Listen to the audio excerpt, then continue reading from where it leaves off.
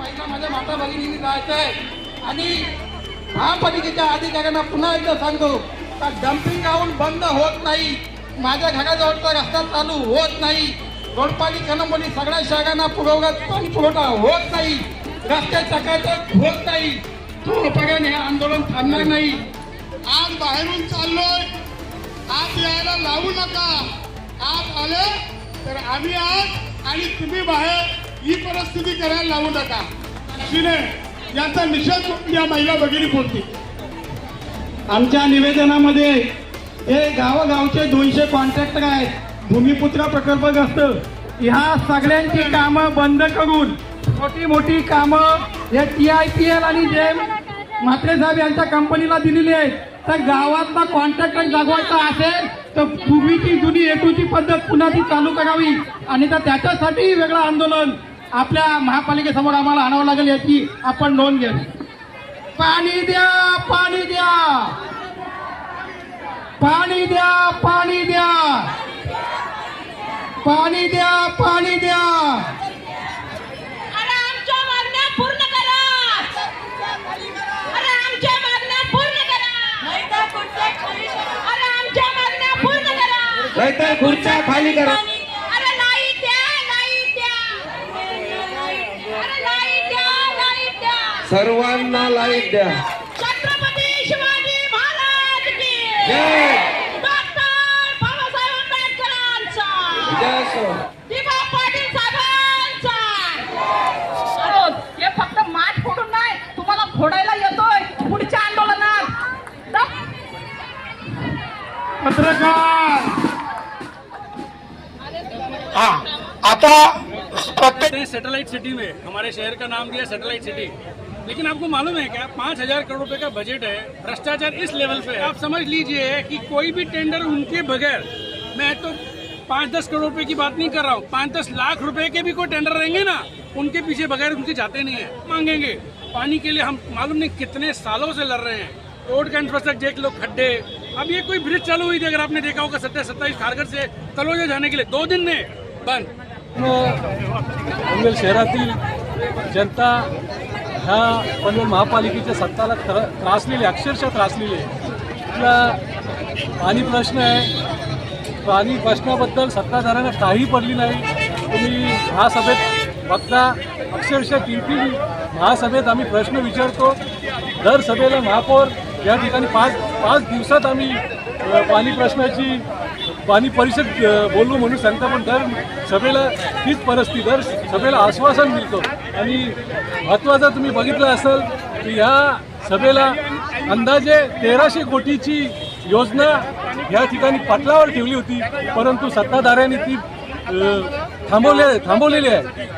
आज ती जर आपण त्या ठिकाणी मंजुरी दिल्या असती तर तो जागतिक बँकेचा पैसा आहे, केंद्र सरकारचा पैसा आहे, यांना अभ्यास करायचा आहे। मला वाटत नाही काय अभ्यास करणार आहे ते। आणि हीच एकविरा आईची मातृसत्ताक संस्कृती आहे। इथे लग्नात हुंडा घेतला जात नाही, इथे महिलांना अधिकार मिळतात आणि महिलांच्या अधिकारांचा मोर्चा म्हणून पनवेल महानगरपालिकेविरुद्ध हा मोर्चा आहे आणि म्हणूनच मी उरणवरून या मोर्चाला पाठिंबा देण्यासाठी आलो आहे। आता वारंवार लाईट जाण्याचा प्रश्न आहे, पाण्याचा प्रश्न आहे, लाईटीचा प्रश्न आहे। आता जे मान्सून पूर्व गटर साफ केली होती, नाले सफाई केली होती, तर कळंबोलीत कुठल्याही एरियात जा, कामोट्यामध्ये जा, प्रत्येक ठिकाणी जा, तर नाले असे तुडुंब भरलेले आहेत। म्हणजे कुठल्या पद्धतीने ठेकेदारांनी का महानगरपालिकेने कुठल्या पद्धतीने हे नाले सफाई केलेले आहेत की अशी परिस्थिती पुन्हा म्हणजे कळंबोलीत गाडी रस्त्यावर गाडी का गाडीवर रस्ता हे समजून येत नाही। या परिस्थिती आज जनतेला सामोरी जावं लागतो। नागरिक वस्तीमध्ये तरी हा डम्पिंग ग्राउंड आला नाही पाहिजे। पहिली तर आमची मागणी आहे, हा डम्पिंग ग्राउंड हटला पाहिजे आणि तो हटवण्यासाठी आम्ही इथं आज सर्व जनता इथं उतरलेली आहे। रद्द केला पाहिजे। खरं तर डम्पिंग यार्डचा फार मोठा भ्रष्टाचार या महानगरपालिकेच्या माध्यमातून होत असतो, जो 2014 साली 15 साली नगरपालिका अस्तित्वात 700 रुपये टनने तो कचरा भरण्यात येत होता, तो 2300 रुपये टन भरण्यात येत आहे। त्याचा भाव खरं तर 3500 रुपये केला होता, परंतु आम्हीच विरोधात बसणारे मंडळी त्यांनी आवाज उचलला, पत्रव्यवहार केला, तो कुठेतरी 3500 वरून 2300 रुपयावर आणण्यात आणून ठेवलेला आहे. पण तेवढा जर रेट असताना आपल्याला परत एकदा डम्पिंग यार्ड शहराच्या मध्यभागी जनसामान्य माणसांच्या नागरिकांचा रहिवास आहे त्या एरियामध्ये जर आपल्याला डम्पिंग यार्ड करायचं असेल ते फार चुकीचं आहे.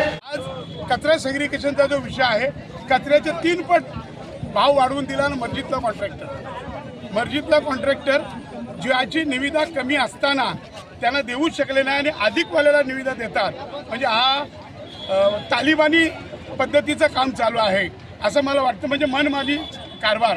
तर हा कारभार थांबला पाहिजे म्हणून जनतेच्या वतीने जन आक्रोश मोर्चा आहे. 5,000 कोटीचं बजेट आहे. किती?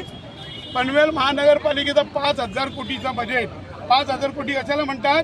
प्रत्येक वसाहतीला चांदीची पत्र जरी बसवली ना फुटपाथच्या ऐवजी तरी आपले पैसे बॅलन्स राहतील. मग हे पैसे जातात कुठं, खातात कोण आणि देतात कुठं? मग वरती हिस्सा देतात का?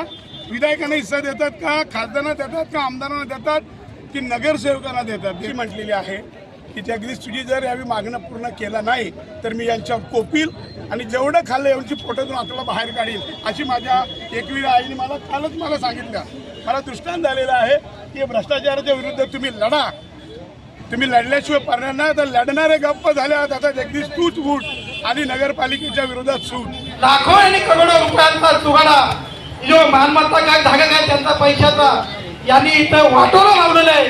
मी या मोर्चासाठी सर्वांनी जी मेहनत घेतली आहे, घोरपाली ग्रामस्थ असतील, कळंबोली वसाहती असतील, खागग, कामोटे, नवीन पनवेल, खंडा कॉलनी, तलोजा या भागातून आलेल्या सर्व रहिवाशांचं मी या आजच्या मोर्चासाठी ऋणी आहे. कारण